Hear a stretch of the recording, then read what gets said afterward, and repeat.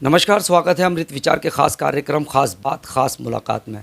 अमृत विचार के ख़ास बात ख़ास मुलाकात कार्यक्रम के माध्यम से हम उन शख्सियत से आपको रूबरू कराते हैं जिनका समाज के अंदर और प्रदेश के अंदर एक अलग ही पहचान और एक अलग ही रुतबा होता है। मैं इस वक्त मौजूद हूँ उत्तर प्रदेश के रामपुर में, और रामपुर में हमारे साथ शुएब खान साहब हैं जो अर्थ किंग इंफ्रा प्राइवेट लिमिटेड के एमडी हैं और इसके साथ ही मोदी समर्थक संघ के प्रदेश सचिव भी हैं।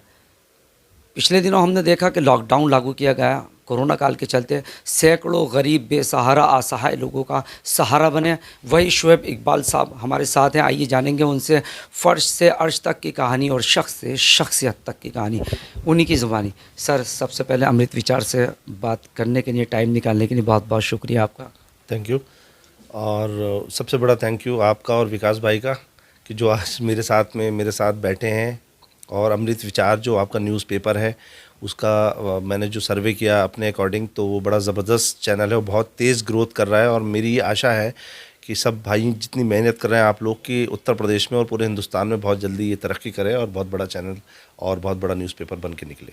बहुत बहुत शुक्रिया आपका, बहुत बहुत धन्यवाद। सर, एक पर्दे के पीछे की एक लाइफ होती है। अभी हमने देखा, अभी हम आए, लग्जरी लाइफ है आपकी, लग्जरी गाड़ियों में आप घूमते हैं, एयर कंडीशन ऑफिस में आप बैठे हैं। स्ट्रगल किस तरीके से किया? क्या बाई बर्थ विरासत में आपको ये सब कुछ मिला है? किस तरीके से है, थोड़ा सा अपने बारे में बताएं।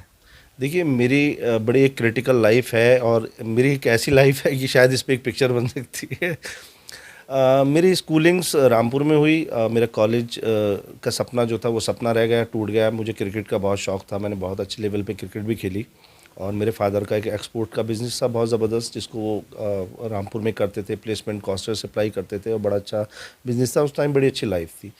लेकिन कुछ कंडीशंस ऐसी हो गई कि कुछ हम कच्चे बिलों पे हमने काम किया और 53, 54, 55 लाख रुपए के आसपास का एक हमारा अमाउंट था। नोएडा की एक पार्टी उसे लेके चली गई, 2 कंटेनर माल था। उसके बाद हम लोग बहुत डाउनफॉल में चले गए और कंडीशन ये हो गई कि हमारे पास रोटियां नहीं थी, रोटियों तक को मैसर हो गए। मेरे बच्चे का एडमिशन नहीं होता था और हमारे घर में 6-6, 7-7 दिन, 8-8 दिन चटनी से ही खाना खाया गया और चटनी ही हमने खाई।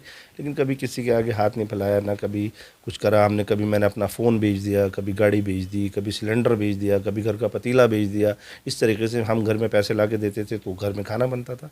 बड़ी स्ट्रगल की। उसके बाद हम लोग दिल्ली चले गए। दिल्ली में नोएडा में एक कंपनी थी, elevation creation real private limited, Kushal Devrati उसके सीईओ थे। वो कंपनी मैंने ज्वाइन की। और नोएडा की एक लाइफ लग्जरियस लाइफ होती है, जो वहाँ रियल एस्टेट का काम करते हैं बहुत वो लग्जरियस तरीके से करते हैं। लेकिन हम, मेरे पास तो साइकिल भी नहीं थी और कुछ नहीं था। और मुझे 30-20 रुपये में घर से लेके जाता था, जिसमें मेरी माँ, बहनें, भाई, बाप सब मेहनत करते थे। उस पैसे को मैं लेके जाता था। और मेरे पास कपड़े नहीं थे पहनने के लिए, 2 जोड़ी कपड़े थे, 2 साल तक मैंने वही पहने, जूते पहने। और एक्सप्रेस वे बन रहा था उस टाइम पे, तो एक्सप्रेस वे पे ब्रोशर लेके खड़ा होता था कि कोई मेरा माल ख़रीद ले, बेच ले। लेकिन कुछ नहीं हो पाया। इवन फिर मैं रामपुर आ गया। रामपुर में मुख्तार अब्बास नकवी जी, जो मैं जिनका बड़ा सम्मान करता हूँ, जो मेरे आदरणीय नेता हैं, मेरे भाई की तरह हैं, बड़े भाई की तरह, उन्होंने मुझे प्रेरित किया। उनके कहने पर मैंने भारतीय जनता पार्टी से एक चुनाव लड़ा वार्ड मेंबरी का। वो भी मैं हार गया। 333 वोट लेकिन आए मुझे।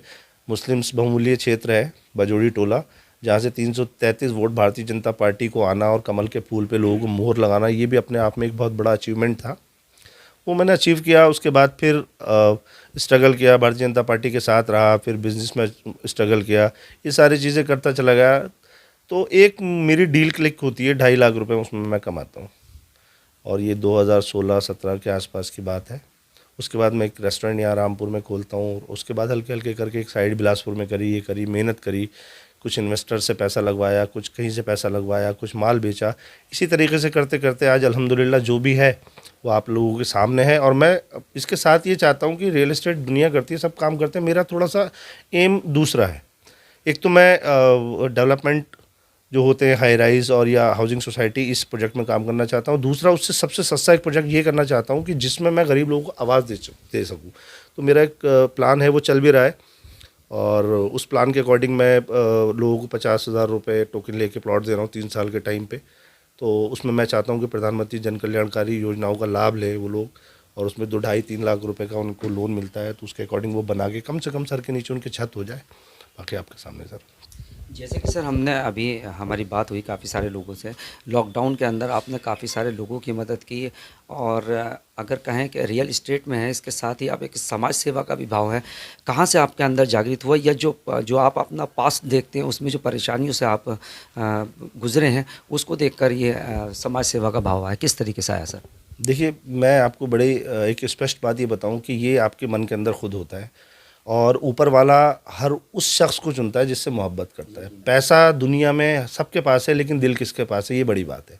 अगर अल्लाह तबारक व तआला ने मुझे अगर पैसा दिया है या अगर मुझसे वो काम लेना चाहता है, तो मैं अपने आप को खुशनसीब मानता हूँ। लॉकडाउन में सबकी कंडीशन बहुत ज़्यादा क्रिटिकल हो गई थी, मेरी भी क्रिटिकल कंडीशंस थी, तो मैंने एक मकान 8,40,000 रुपये का बेचा था और वो सारे पैसे बेच के मैंने लोगों की खिदमत में, अल्लाह ने लगवाए, मैंने लगाए। जहाँ तक मुझसे हो सका मैंने कट्टे बनवा के और सारी चीज़ें करके, गाड़ियों में मैं कट्टे लेके निकलता था रात को 2-2 बजे तक, 3-3 बजे तक, 1-1 बजे तक।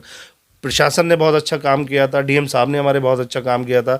तो मैं पानी की बॉटल्स और फ्रूट्स ये सब पुलिस के लिए भी लेके निकलता था। तो मेरा काम ही यही था कि मुझे एक हमारे एडिशनल एसपी हमारे बड़े भाई की तरह है अरुण कुमार जी, उन्होंने मुझे पास बना के दे दिया था, उन्होंने मुझे बड़ी सपोर्ट की थी। तो मैंने पुलिस का भी लिए भी किया और जनता के लिए भी किया सर।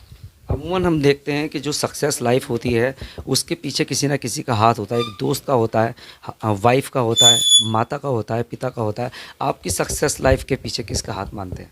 देखिए, मेरे सबसे बड़ी बात तो ये है कि मेरी माँ और मेरे वालिद की दुआएं मेरे साथ रहती हैं और मेरी वालदा बहुत नेक हैं और उनका ये है कि जिसके लिए वो दुआ करती हैं वो फलता फूलता है और जिसके लिए उनके दिल में हाय या बद्दुआ निकलती है तो वो शायद डाउनफॉल में चला जाता है। तो मैं अपनी माँ की कभी बद्दुआएं नहीं लेता, मैं हमेशा उनका दिल खुश रखता हूँ। मुझसे भी जो लोग नाराज़ हो जाते हैं या रहते हैं वो भी परेशानी में चले जाते हैं, तो इसलिए मैं चाहता हूँ कि मैं भी लोगों से ज़्यादा कम नाराज़ रहूँ। और बाकी मेरी वाइफ़ ने मेरे लिए बहुत कुछ किया है, उसने चटनियों से रोटी खा के मेरा साथ दिया है, तो आज अल्लाह का शुक्र है। और इसके साथ मैं ये चाहता हूँ कि मैंने बहुत कुछ देखा है, बहुत कुछ झेला है, लेकिन मेरे जो बच्चे हैं, मेरे भाई का एक इंतकाल हो गया, उसके बच्चे भी मेरे बच्चे हैं, तो 4 बच्चे उसके थे, 2 मेरे हैं। तो मैं ये चाहता हूँ कि अपने 5-6 बच्चों को मैं आईएएस और आईपीएस देश की सेवा में लगाऊँ, बस मेरी यही तमन्ना है। जिस तरीके से आपने बताया, यकीनन आपने सही कहा कि पैसा फाइनेंशियली स्ट्रॉन्ग काफ़ी सारे लोग होते हैं, लेकिन जो सेवा भाव होती है हर किसी के अंदर नहीं होती है। हम आपके जज्बे को सलाम करते हैं। आपने लॉकडाउन में अपना प्लॉट बेचा, फिर उसके बाद गरीब बेसहारा लोगों की मदद की। फ्यूचर में क्या कोई ऐसा प्लान आपके पास है जिससे कि गरीब लोगों की आप मदद कर सकें, या कोई ऐसा एम आप? देखिए, सबसे बड़ी बात यह है कि मैं ये चाहता हूँ कि जो कुछ इस तरीके के कुछ प्रोजेक्ट लॉन्च करूँ कि जिसमें एक इतनी फ्लेक्सिबिलिटी हो गरीबों के लिए, कम से कम उनके, मैं ये जो मेरा प्रोफेशन है, मेरा प्रोफेशन रियल एस्टेट है, तो मैं उसी के अकॉर्डिंग सोचता हूँ, उसी के अकॉर्डिंग बात करता हूँ।